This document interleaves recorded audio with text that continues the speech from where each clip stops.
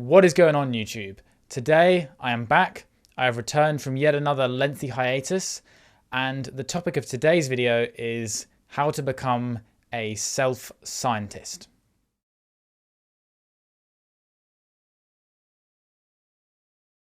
So what is a self-scientist? Well, before we get onto that, I think it's useful to first think about science in general, right?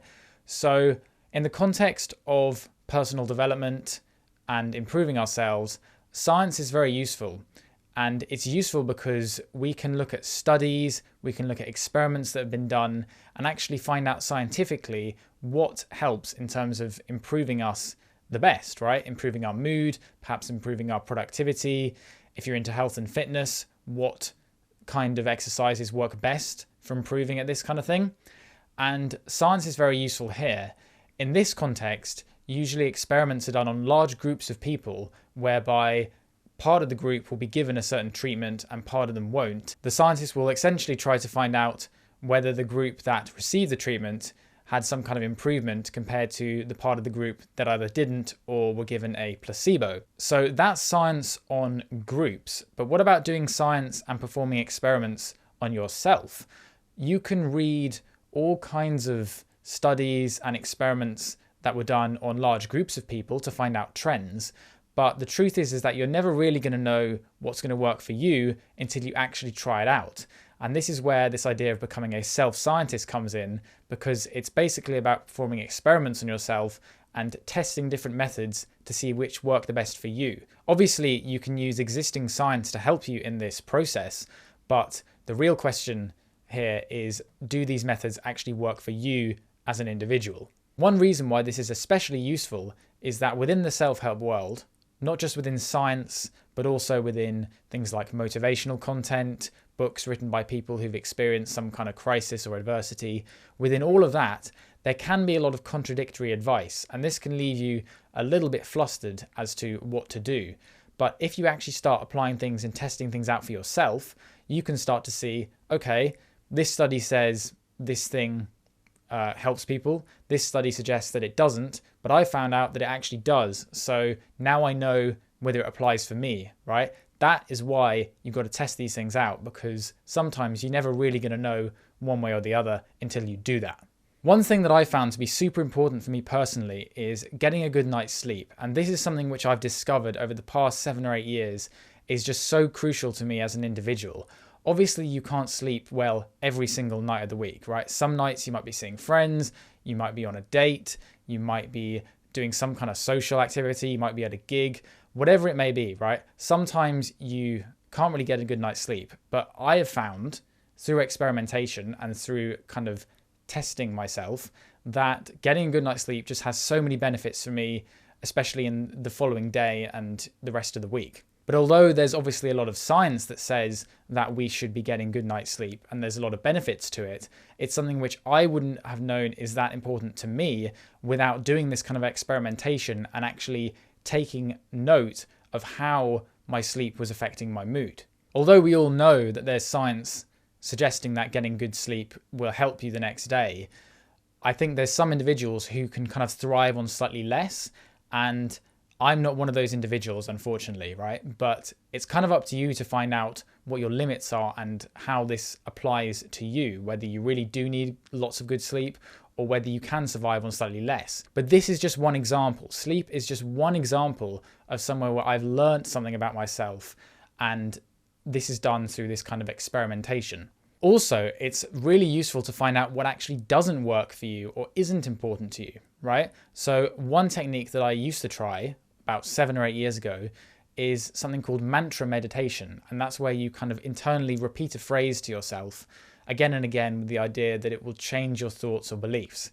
The truth is, I tried this a very long time ago and I didn't really experience much noticeable effect. Certainly not an effect that would cause me to use it for years and years down the line, right? It's just something which I tried, found out didn't really work, and then said, okay, on to the next thing. And it was really useful for me to find out that it didn't make a difference, because then I just didn't waste time trying it out in the future, right? I actually found out, is it good for me or is it not? One thing that's really useful to do throughout all of this is to try and work out what you're trying to achieve by introducing these new methods into your life. So for example, if you're trying to experience a reduction in stress, you might say, okay, I'm going to try some mindfulness meditation in order to go about achieving this. But once you start doing that, in order to figure out whether this is working for you, I think it's really vital to have a good sense of awareness of how stressed you are, right? Don't need to obsess about it. You don't need to obsessively fixate on it, but just kind of check in with yourself and go, okay, so maybe I feel a little bit stressed now. I've been doing the mindfulness for a week. Okay, it seems like it's having a positive effect. And then you carry on and you try and figure out, when you do the meditation, does it actually have the right effect on you? And if you don't, do you start to see your stress levels increase again? This is why it's so important to be aware of how you're feeling. Not necessarily all the time, but have little intervals where you check in with yourself and try and figure out what's working and what isn't. One tip that is really vital to keep in mind when you're trying to introduce these new methods is to realize that something that really helps you through one phase of your life might not actually be that useful in the next phase. And this is something I've definitely found over the last few years. As I've gone through, there have been certain practices and techniques that I've used that have really served me well and served a good purpose for a good chunk of time, but now don't really feel as relevant anymore. And maybe I'll pick them up again later in life. But, just for example, at the moment, I'm not really feeling that much of a need to go into nature, go for walks, even though a year or two ago, that was actually quite vital to my mental health. But right now, it's not as relevant. And I kind of learned that by going, okay, I'm not really feeling as much of a benefit from this anymore, or a desire to even go out and go for these walks. So I'm just going to focus on other things.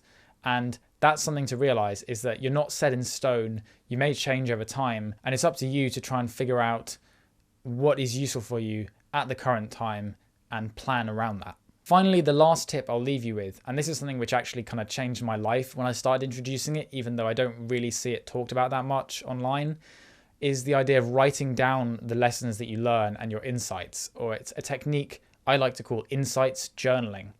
And the idea here is you basically just write down, whenever you have an insight, you write down the insight, what you've learned, maybe give an example of when it happened.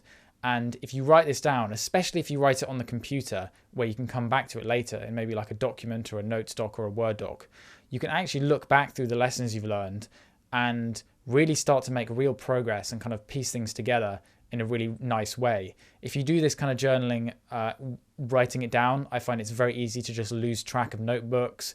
You can't search through a document that you've written to try and find something, whereas you can do all that online or on a computer. So yeah, I would recommend trying insights journaling just to try and write down these lessons. And the reason why this is so important is because we can often just forget the things that we learn, forget the insights that we have. So I'd recommend you write them down so that you have something you can go back to and learn from in the future. And that's it. That is all for today's video about becoming a self-scientist. Don't get too attached to the term self-scientist. I just made it up. It basically just refers to learning about yourself and testing things on yourself and trying to research what actually makes you tick, as opposed to what might work just for, on average, the average person, right? Some things may apply to you, some things may not, and it's up to you to find out what works best for you as a person.